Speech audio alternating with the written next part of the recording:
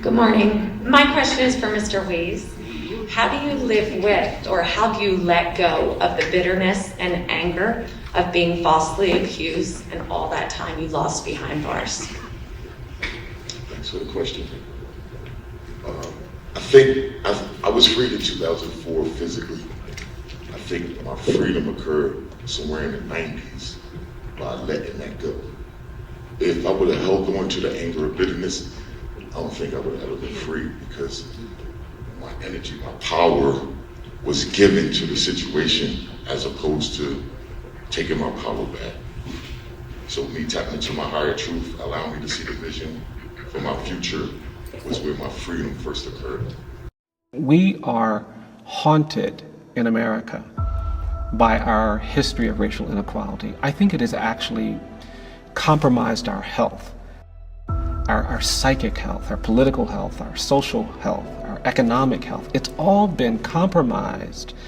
And I don't think we're going to get healthy. I don't think we can even be free until we address this problem.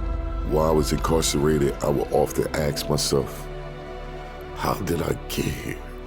How did I get in this space? And through my journey in studying, I came to the full understanding that institutional racism and white supremacy is real. And when New Jersey had declared war upon a young black kid at 19 and take his life from him, it became clear that it wasn't just about me, but this been going on for 400 years. Freedom, y'all.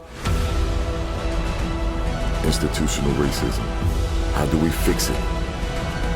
The answers is looking within, tapping into that God energy.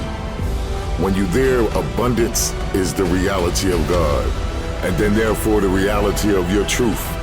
When you tap in, God give you purpose, and then this physical world will reflect that purpose as you carry it out. So tap in, stay true to your journey, don't falter, do not succumb to white supremacy or their institutions, but get into your community. Build your community, build institutions, build schools, build commerce, own the means of production, because this is the only way out in this country. So next we have Mr. Weiss, Mr. Anthony Weiss. He was falsely accused of murder and sentenced 40 years to life in 1989. In 2004, 15 years later, Mr. Weiss secured his personal freedom and went about the mission to help secure the freedom of those from his environment. In 2009, he established CANDO, Camden African Neighborhood Development Organization, with a vision and mission to address the totality of the individual, spiritual, mental, emotional, and physical. He also created the DARE Academy, a campus with a plethora of programs where the goal is to heal, excite, prepare, and educate the youth and community of Camden.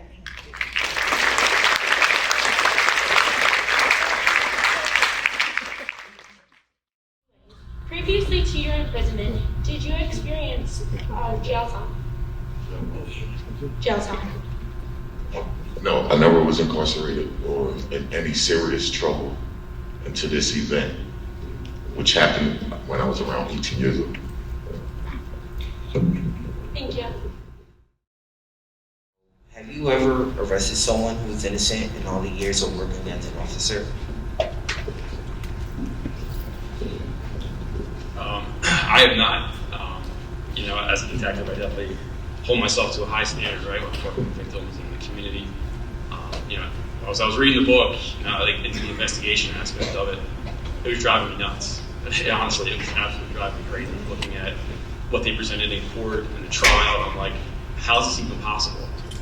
And wrongly convicted with this. It was very frustrating. I think I threw the book down a couple of times on my desk because I was just like, this is not real. Like, how is it actually happening right now? So for me, like even reading the book at that point, I was like, I need to know that I can never let this happen. And holding myself to a higher standard and thorough investigations, following the leads. That is how you complete a case and make sure that nobody wrongly gets accused and goes to jail. If I can speak to the thoroughness of the investigation, which is important. I would add that it's important to prove the other side just as much. If there's an argument to the other side, do the thorough investigation just as strong as the prosecutor's theory on the case. And it's a mandate. I know that we got away from it over the years, but the prosecutor's responsibility is to make sure the innocent doesn't get convicted. Like, it's mandated. It's also mandated in the space where they say, let 10 guilty people go before you convict the innocent person. So it's on the prosecutor to be just as responsible towards the defense in their theory of the case as well as the prosecutor's theory. I think that'll take us a moment. For Alicia Hubbard, what do you do when you believe your client is guilty? Fight as hard as I can for them. So first of all, in our system, you're innocent. We have to, it has to be settled. When one of these officers arrests you, you're innocent. When they put handcuffs on you, you're innocent. When they take you to the county jail, you're innocent. When they indict you, you're innocent. When you get arraigned, you're innocent. When they take you to trial, you're innocent. You are innocent unless and until you tell the court you are guilty and enter a guilty plea, or a jury convicts you. There are systems where they have innocent, not proven, and guilty. We don't have that. We have, if they don't find you guilty, you are innocent. I wasn't there, I didn't know what happened. But the reality is, as a defense attorney, my job is to make sure that the state, because you're standing there innocent, the state has the responsibility to prove you guilty beyond a reasonable doubt. My question is for anyone who would like to answer. I asked if you agreed with the death penalty. Absolutely not. I don't either. I believe people have the opportunity to change, and death is so final. I think for that reason, I'm against the death penalty. My question is for Anthony Wade. When you were first arrested, did you automatically think you were being racially profiled?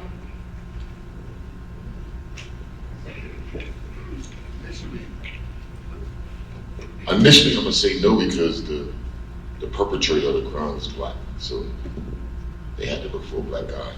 But as you say, I'm a big guy. The description was 150 pounds, black male with a hat on, and in the photo lineup, I was the only one wearing a hat. So, yeah, racial profiling occurred.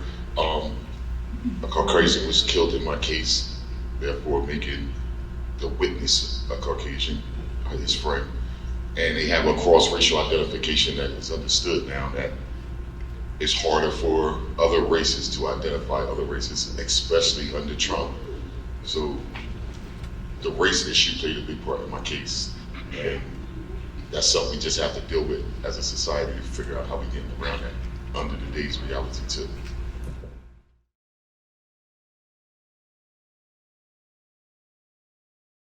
How frustrating was it to know your innocence, but still be proven guilty based off of bias, race, or any other circumstances? Very frustrating in that it felt powerless, right? The resources are limited. I'm from Camden. The resources are limited, so trying to find the right way to be represented and defended was very frustrating. So I'm recalling an incident where I talked about the hat earlier. I'm in court, my lawyer is arguing a bias of a photo lineup. So in my ignorance, and this is, we need to match the law, y'all, just as normal education laws should be a part of the curriculum. But so I'm asking, what you looking for? What's this hearing about? And he said, we're trying to find something in a photo array that is discriminate towards you or stands out.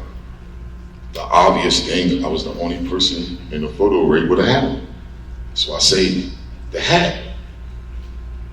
Long story short, that ultimately freed me, but they was them frustrating places where in a photo lineup, the only thing that I was able to describe me or fit me was the hat in the lineup.